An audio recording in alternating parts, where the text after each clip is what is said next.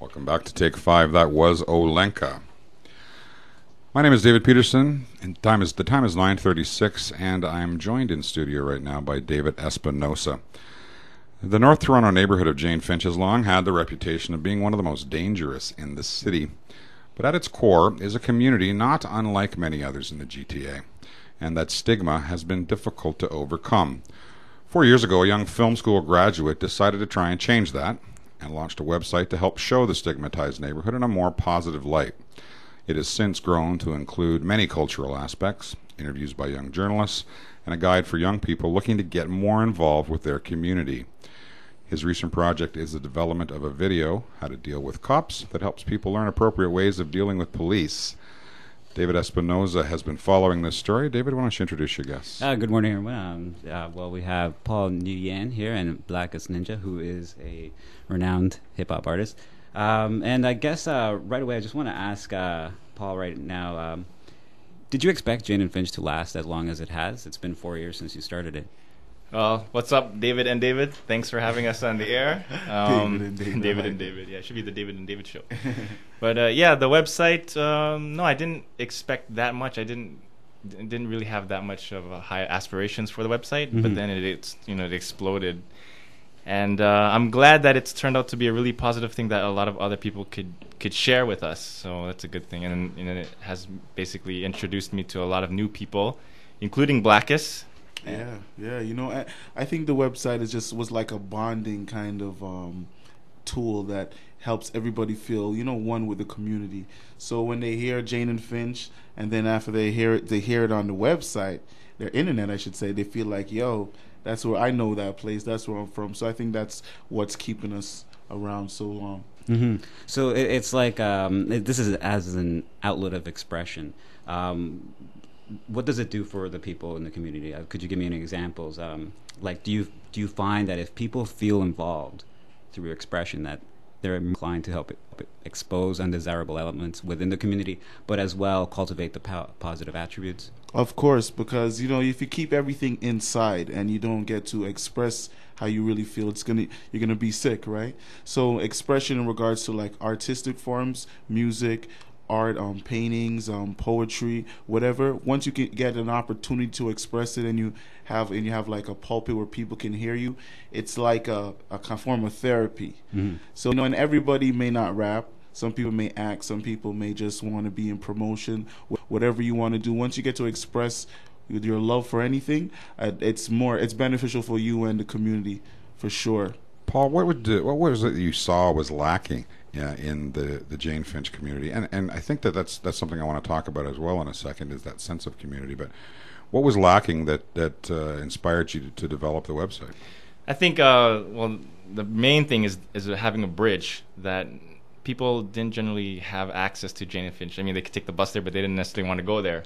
So we figured with the website, you can visit Jane and Finch virtually in the comfort of your own home, in the comfort and safety of your own home, and learn more about Jane and Finch. And then hopefully one day they'll take it upon themselves to actually visit there and learn more and meet the people.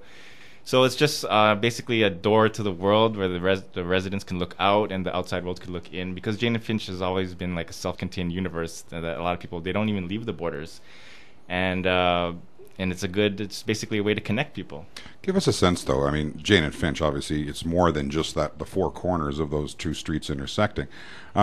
Give us a sense of how big the community is, what it encompasses, the cultural makeup of the area. Well, it's probably the most diverse community in Toronto. We have all sorts of cultures. I can't name them. There's too many. But we have everything there, basically, all cultures, all different kinds of colors and creeds of people. And it's a good example of how people could live together and get along from being from different places. Yeah, I would say if you're gonna look for borders, it may be from like Shoreham or Steeles to like Shepherd, and then you go a little bit down Keele, and you go down to Tobermory or Sentinel. That would be kind of called the Jane and Finch area, because those people from those areas convert to the mall or take the bus or the train or whatever, the bus or driving. So it's like that would be like around the corners of Jane and Finch.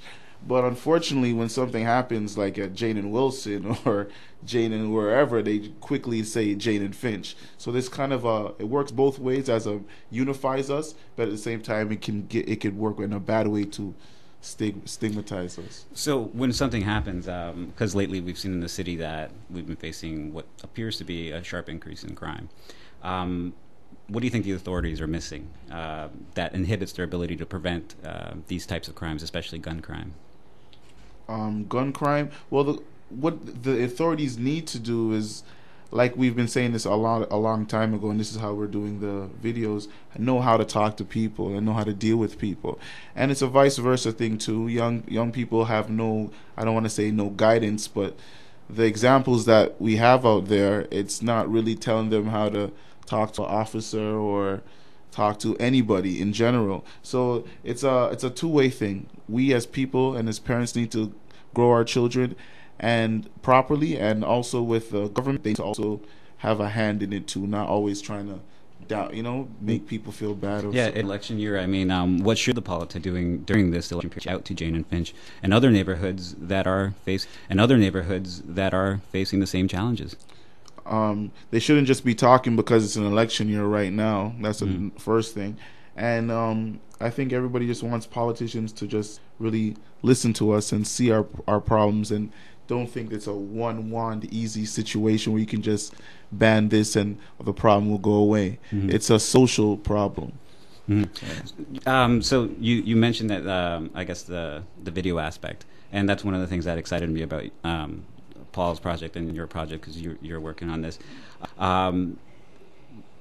This how to deal with cops thing that you want to do. Have you been, I guess, in the past the subject of blatant racial profiling? And would this be a reason why you want to do this video? Let me take that one first. Yeah, I would believe that Blacus has been rassled in the past, but it's sadly it's no laughing matter. I've toyed with the idea of just developing this sort of video, more in tune to address the specific problems in Jane and Finch.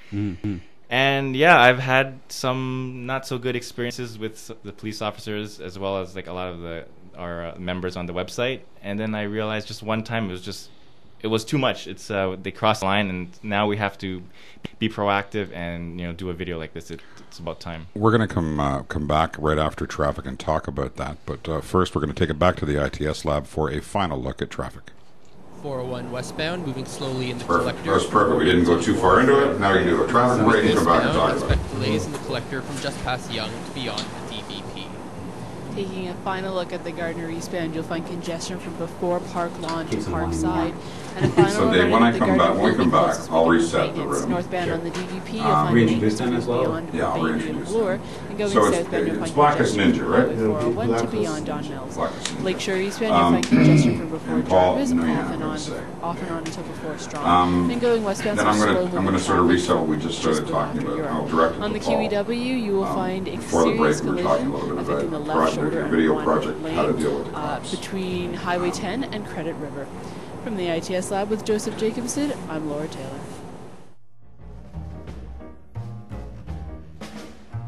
Time is 9:45. This is Take 5. David Peterson, and I'm joined in studio by Take 5 reporter David Espinosa and our guests Paul Nguyen and Blacus Ninjah. We're talking about the janefinch.com website. Paul, just before the break, David was asking you a little bit about the project, the video that you're working on, the video presentation called How to Deal with the Cops. Can you sort of outline the reasons that there was a need for this? Well, I mean, I think it's been long overdue. This has been needed a long time ago. We need a way to convey, to the people, the residents, more in particular the youth, how to deal with the cops, because they don't know, I don't know. And, just a lot of members of our staff, the volunteers that work on the website, we've had run-in with the cops, and that we don't think that should happen in the first place. For example, Mark Sims, one of the producers on the website, he's riding on his bike, through the neighborhood, and he gets pulled over. And of course, he doesn't know his rights, so he's just gonna, just tend to whatever the cops ask him. And then I told him, maybe that's not right. Maybe they had no right to pull you over in the first place. So we're trying to raise questions, give some answers, and hopefully just get the people more proactive and, just to foster a better relations between like the residents and the cops. Blacus, maybe you can answer this question. What is the relationship we think of the whole community of Jane Finch. What is the relationship between the community members and the police? Be real. Well, I think there's a little bitterness between the authorities and police officers, and I don't think that's just started from Jane Finch. It's been have been around for a long time. But what the police need to do, or not just police, as well as people, because it works both ways, cause and effect, have to know how to deal with people, and we have to know how to talk to people.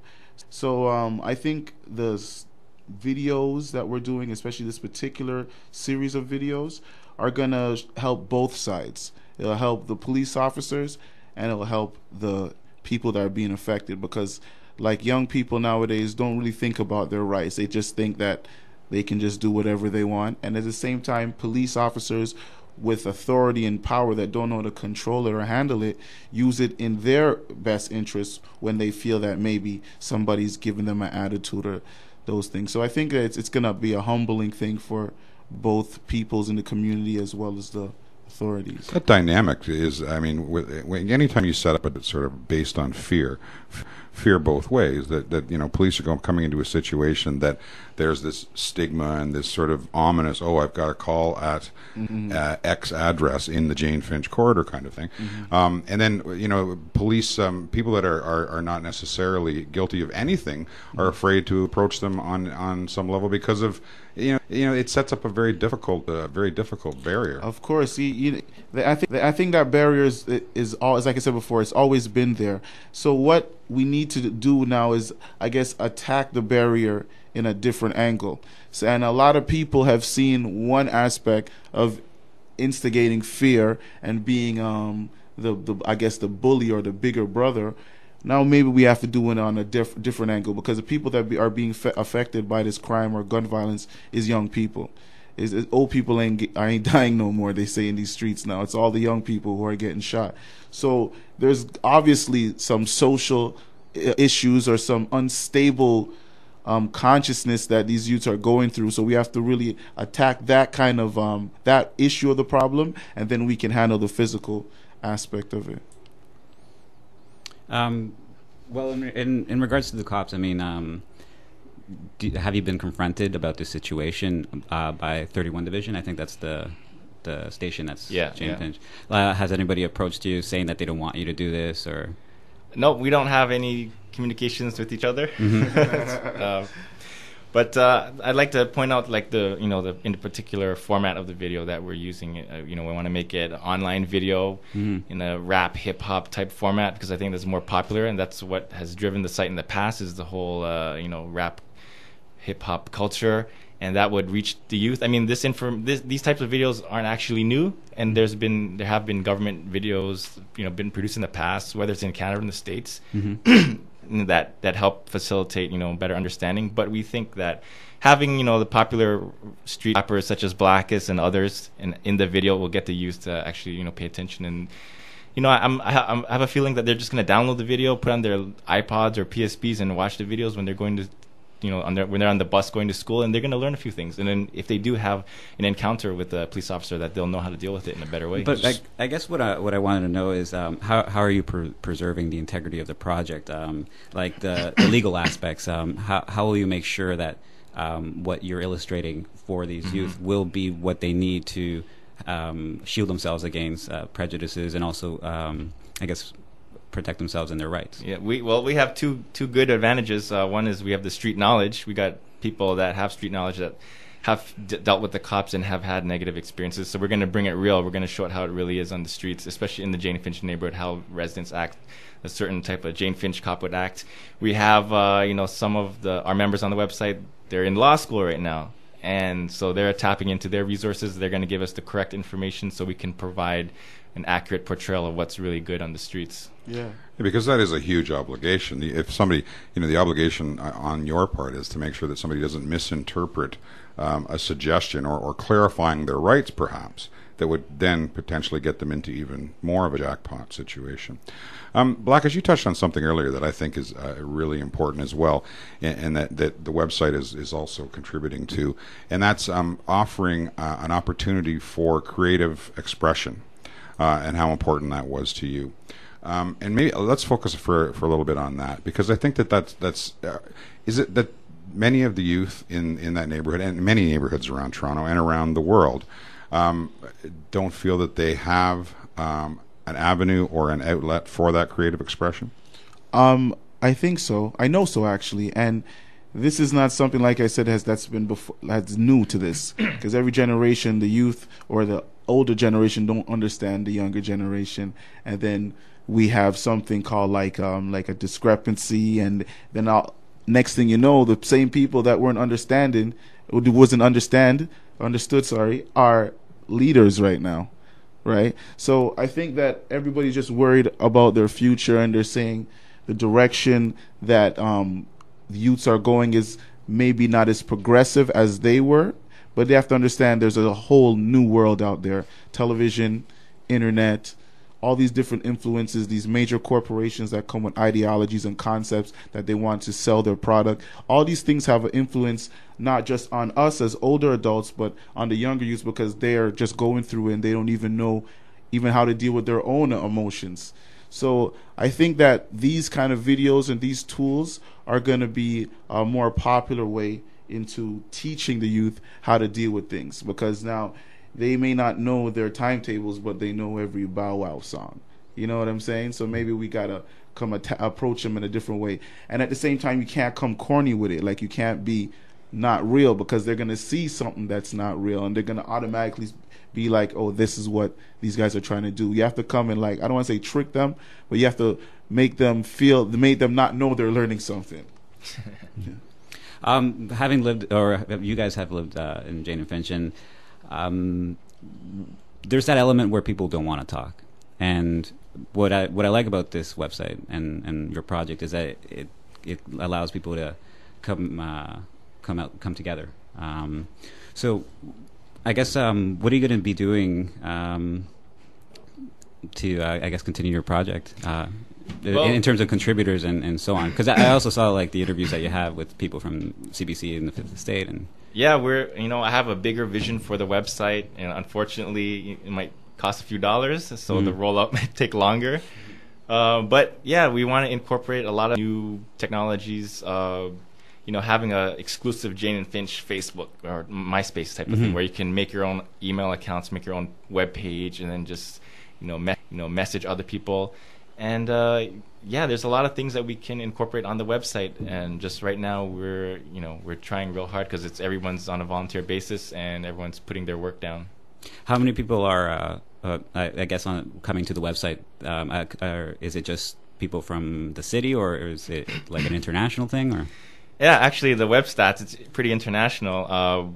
It's various all over because we have rappers from different backgrounds. I think they would draw that kind of audience from their respective, home countries. So we have international audience, and it's been a good thing.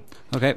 Regardless of whether the solution comes from the municipal level, the provincial level, the federal level, I think a combination of all of those. It's encouraging to see that somebody from the community level is actually trying to do something at the grassroots side of it. So we've been speaking to Blacus Ninjah, Paul Nguyen, about their website, janefinch.com. The easiest thing to do is to go to our website, www.take5. Click on the link. It'll take you directly to their homepage. Thank you, gentlemen. Thank you, David Espinosa. Appreciate it. Thanks. You're welcome. Time is 9:55. We're going to hear one final track from Olenka. Thanks, guys. I thought that was really good. Really well done. And congrats. That is a great project. And keep us posted. If you need a plug for something, you want some help, some exposure, absolutely. We're a community radio station, so you know what I mean? We got to work together. Yeah, man.